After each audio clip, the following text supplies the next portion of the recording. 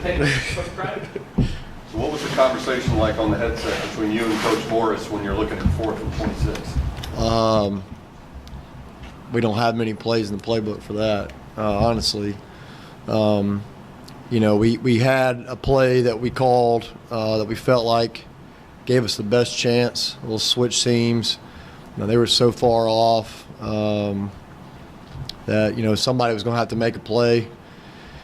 And we looking back on it, when we were at Clemson, Coach called a play that was a very similar play call. Wasn't 3-by-1, it was 2-by-2, but very similar play call in that situation. Chick-fil-A Peach Bowl against LSU had DeAndre Hopkins caught to extend the drive to allow us to kick a field goal to win the game. So something very similar to that. It's always good in that kind of situation, but I'd sit here and lie to you if I said that I thought it was going to be complete for a first down. It was the best chance we had to either get Cortland or Trey open. And Ben did a heck of a job of just taking a good drop and escaping the pocket, buying some time, letting Trey get down the field. Because I was holding on to the ball while somebody gets 26 yards on the field can be a disaster as an offensive lineman. So I thought Ben did a heck of a job of creating some time and getting it off right before he crossed the line of scrimmage. And Trey made a heck of a play. Guys all over him. Not going to dog the officials in that situation because when you get into 4th and 26, you don't expect to get many calls. But the guy was all over him, and Ben made a heck of a throw, and Trey made a heck of a catch, and it was big time, really, really huge for our team and our program. Talked about Ben's growth, Chad. The last 3 games have been a marked improvement from the first of all in terms of just kind of accuracy. What would you say is the biggest difference in these 3 games compared to the first 4 for Ben? Honestly,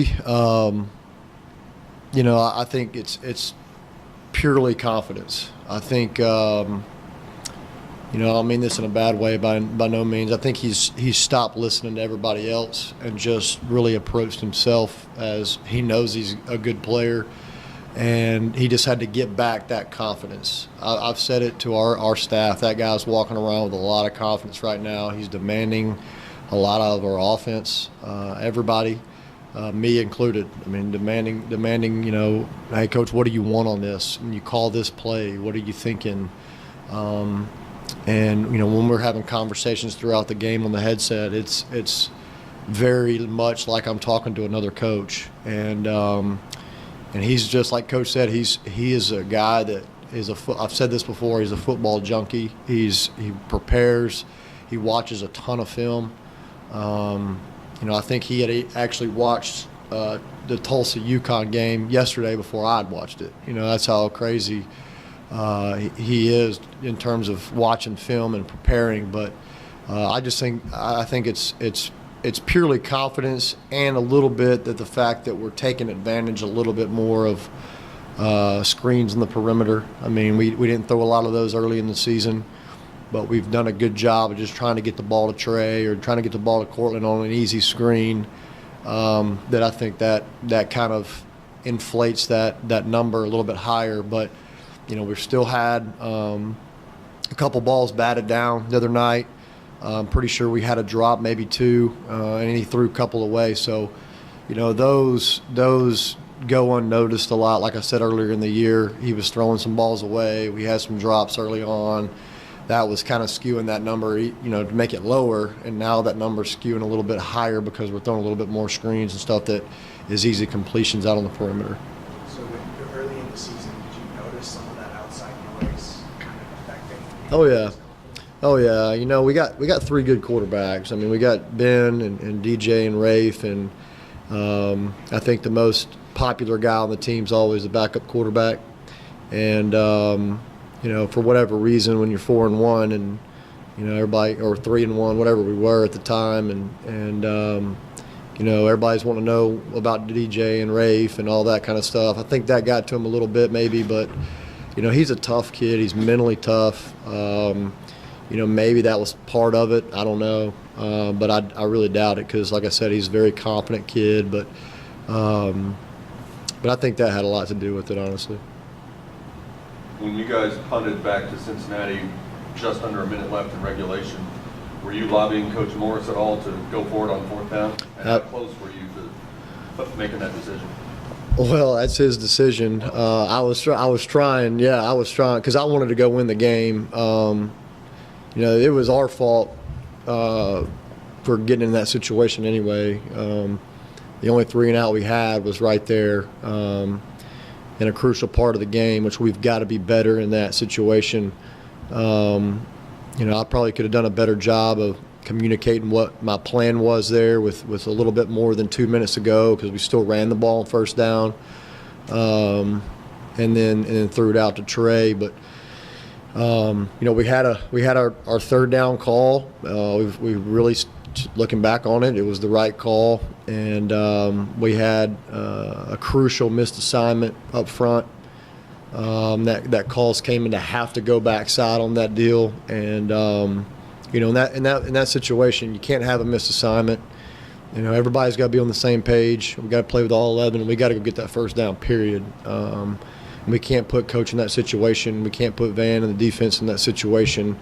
We've got to make sure we get that first down where it's not even close. So, I was definitely lobbying for it, but obviously, looking back on it, hindsight's 20/20 or whatever, and they didn't even try to go for it. So if you know that, you definitely punt it. But it was a tough call. That's why Coach gets paid the big bucks. So. With Jacob Tedora out the last couple of weeks, and then Nick Natur got hurt the other day at Cincinnati, Hayden Howerton goes in at left guard. And on the one hand, he's a true freshman, which you guys always say you don't really want freshmen to have to play on the line. Mm-hmm. On the other hand, he's already played 3 positions in his first 7 games. Do you and Coach Fry alter or simplify the blocking packages at all when you've got a young guy like that in there? Nope. He's really good. That kid's really good. We've said it. When Evan graduates, that kid will be a 3-year starter at center. And he has a great chance to be a high draft pick. He's special. He understands it. Came from a great program and studies it, means something to him. I can't say enough good things about Hayden and how he's done so far as a true freshman. I know he thinks I asked him after the game. I said, "Hey, man, did you have fun?" He said, "Coach, I had a blast. I know I got to improve on some things." So he's that smart of a kid to know that he's got to improve. But honestly, behind TCU, that was the best defense we've probably played all year. They were huge up front. I don't know if you guys were on the sideline or not, but they were huge up front. And Hayden was going against a 6'6", 300-pound kid that was a really good player.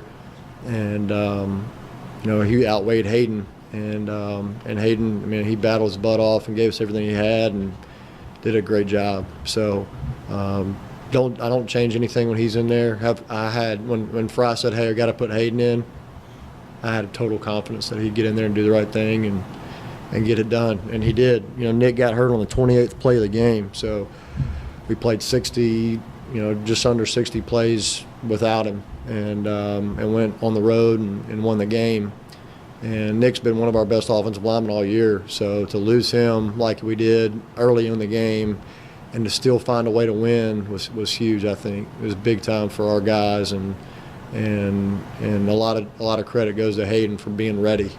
Coach Fry reminded me all the time, Hayden gets reps at center and a little bit at right guard, and he reps only on Tuesdays for a couple periods left guard, and that's where he played for just under 60 plays. So that says a lot about that kid, I think. Not practicing that position, but 1 day a week for a couple periods. That's huge. So last week we talked about how you wanted to increase depth at offensive line and wide receiver. Just wanted to increase the rotation. Yeah. Were you satisfied with how that went this week? No, I wasn't satisfied. Tyler Page played really good. He got 17 plays. He played 17 snaps, which helped Trey for sure. And that's really only place I was kind of happy we were able to get Trey out of there a little bit. And to be honest with you, I told Step yesterday when we were watching the film, I didn't even notice that Trey wasn't in there. So that says a lot about Tyler and how he's really worked and got himself in a position where if we need him, he can play. And if you watch how he runs routes and stuff, it's really kind of cool because he's like a mini Trey Quinn. I mean, he watches everything he does from a route running standpoint. And for a kid that played quarterback last year and just started playing receiver, I mean, for a kid to go in a big game like that on the road in front of a huge crowd and not make any mistakes and really for the coordinator not to even know he was in there, 17 snaps was pretty good. But I was very pleased with that. We got to continue to stress Alex and stress KT to be able to help out with Cortland. And we had a couple packages where we knew those guys would be out. I could have done a better job probably of using those, but the way the game presented itself, we could never, as an offense, we had a chance to really, I thought, run away with it. If we could have converted on that 2-minute situation right before the half and gone up 8 points, got the ball to start the second half, and could have scored again.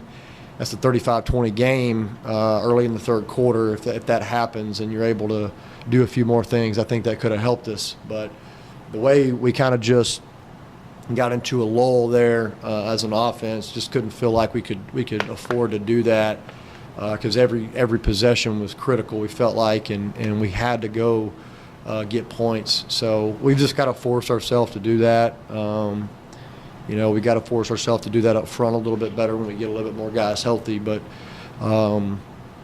got to continue to stress that for sure. When you look at Tulsa, Coach Morris was saying they've switched in the last couple of weeks from predominantly a 4-man line to more odd fronts mixed in and that kind of thing. Did they show you some of those odd fronts last year in the game up at their place? They did. They're a base 4-down team. They're trying a couple different things out. I expect to get a little bit of both, honestly. I mean, if you look at it from an offensive standpoint, we wouldn't switch middle of the season and go to a power I, and if we did, we would have to revert back to who we are at times.